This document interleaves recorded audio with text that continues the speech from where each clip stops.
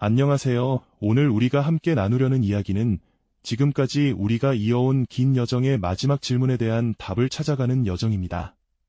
우리는 지난 시간들 동안 십승지라는 개념을 통해 사람이 위기에 처했을 때 어떻게 안전을 찾아 나서는지, 그 과정에서 공동체는 어떻게 형성되고 무엇이 결국 사람을 살리는지 깊이 들여다보았습니다.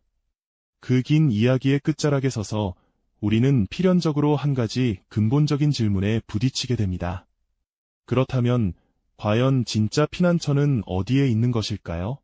이 질문은 단순한 호기심을 넘어 우리 모두의 삶의 근간을 흔드는 아주 무거운 물음입니다. 우리는 살아가면서 수많은 작은 위기와 커다란 풍랑을 마주합니다.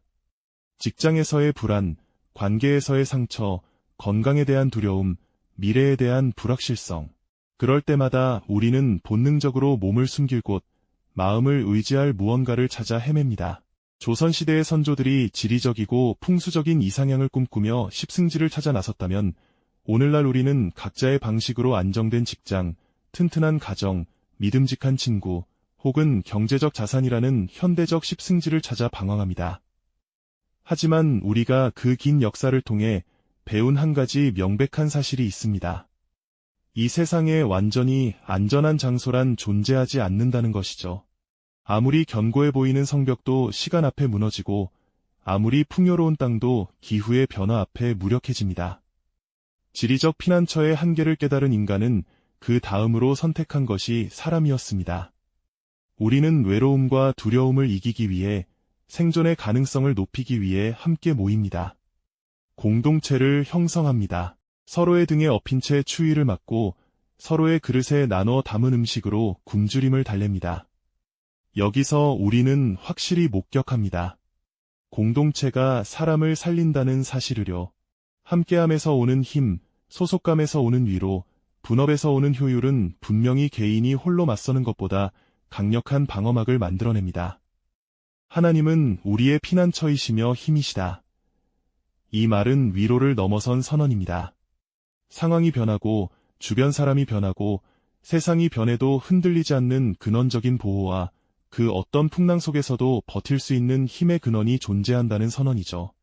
이 선언을 단순한 종교적 구호로 치부하기 전에 우리가 지금껏 추적해온 이야기의 흐름을 다시 한번 돌아봅시다. 인간이 위기를 맞았을 때의 행보는 일관됩니다. 첫째, 안전한 장소를 찾습니다. 둘째, 그 장소의 불안전함을 깨닫고 사람과의 연결을 찾습니다. 셋째, 그 관계 속에서 함께 버티는 것을 선택합니다.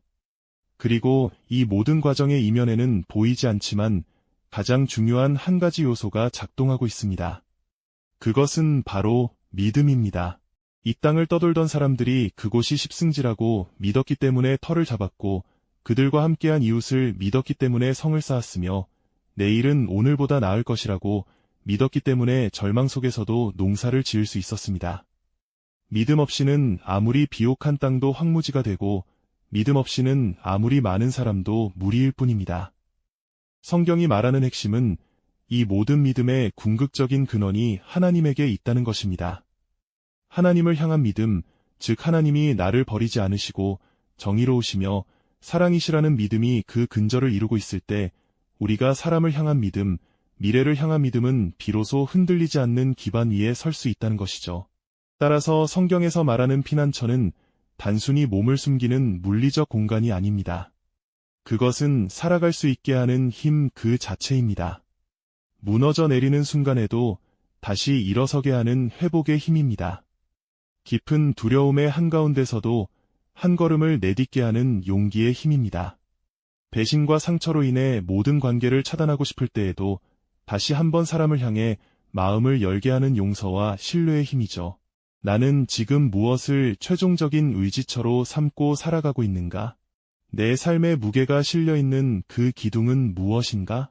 그리고 그 기둥이 흔들릴 때 나는 과연 어디로 돌아갈 수 있는가?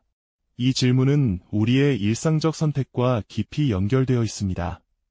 예를 들어, 직장에서의 실패가 나의 모든 가치를 무너뜨리는 것처럼 느껴진다면 그것은 아마도 나의 진정한 피난처가 직장에서의 성공이 되어버렸기 때문일 수 있습니다. 혹은 한 관계의 결렬이 세계의 종말처럼 다가온다면 그 관계가 나에게 지나치게 큰 의지처가 되었음을 반증하는 것이죠. 역사 속 십승지의 주민들도 결국 그들을 살린 것은 완벽한 지형이나 풍수지리가 아니었습니다. 끝까지 포기하지 않고 땅을 일구고 이웃을 돌보며 다음 세대를 위해 발버둥 칠 수 있었던 그 믿음이었습니다. 그들은 보이지 않는 미래를, 보이지 않는 공동체의 유대를 믿었습니다. 성경은 이러한 믿음이 결코 헛되지 않다고 말합니다. 왜냐하면 그 믿음의 궁극적 대상이신 하나님은 헛되지 않으신 분이시기 때문입니다. 하나님은 변하지 않으시고 약속을 지키시며 절망의 가장 깊은 곳에서도 손을 내밀어 일으켜 세우시는 분이십니다. 따라서 우리는 오늘의 긴 탐구를 통해 이렇게 결론 지을 수 있을 것 같습니다. 진짜 피난처는 단순히 외부에서 찾아내는 것이 아닙니다. 그것은 내면에서 붙잡고 세워나가는 것입니다. 그리고 그 모든 과정의 시작점은 믿음이라는 선택에 있습니다.